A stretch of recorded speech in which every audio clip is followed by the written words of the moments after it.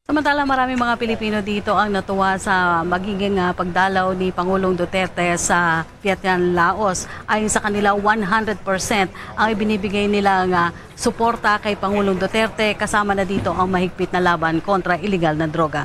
Narito ang report.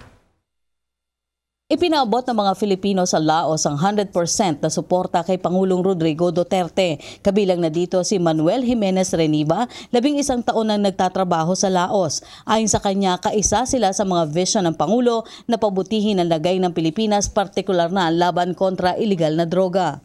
Personally po, gusto ko ipaabot sa kanya na mahal namin siya, kami dito mga taga-Laos, na nakikiisa po kami sa kanyang layunin, sa kanyang vision na parang mabago ang Pilipinas para ma-resolve itong problems na napakabigat na problems dito sa Pilipinas.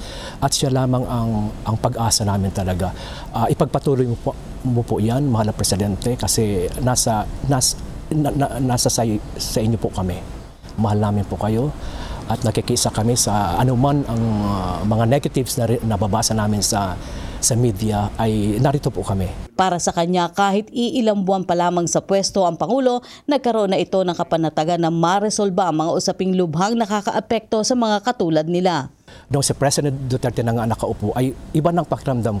Nakikita ko na yan para bang organized yan doon, medyo wala. Kasi ang kinatakot namin yung laglag-bala, di ba?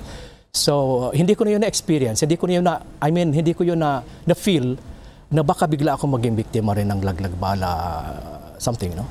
Kaya, ang pagdating ko sa Sorsogon, yun experience ko na rin pagbabago doon, yung against the crime and then drugs. Pinaghandaan na rin ng aming governor doon, ng aming mayor, yung ganyan na talagang nakiisa na sa ating presidente. Sa kasalukuyan ay may 1,600 Pilipino ang nakatira at nagtatrabaho sa Laos. Sabi ka mga Pilipino sa pagdalo ng Pangulo dito, kaugnay pa rin ang pagdalo nito sa ASEAN at related summit, ang kauna-unahang international engagement at biyahe abroad ng Pangulo. Isa-isa na nga rin na dumarating dito sa Laos ang mga ASEAN leaders. Ang pagkakalam natin, ang unang dumating dito ay ang leader ng Cambodia. Samantala, inaasahan namang darating din mamayang gabi si US President Barack Obama. At yan po ang kaganapan dito sa Vientiane, Laos para sa ASEAN Summit. Ako po si Rocky Ignacio para sa PTV News. Maraming salamat. Ako po si Cathy San Gabriel. Subscribe na sa PTV YouTube channel. I-click lang po ang subscribe button.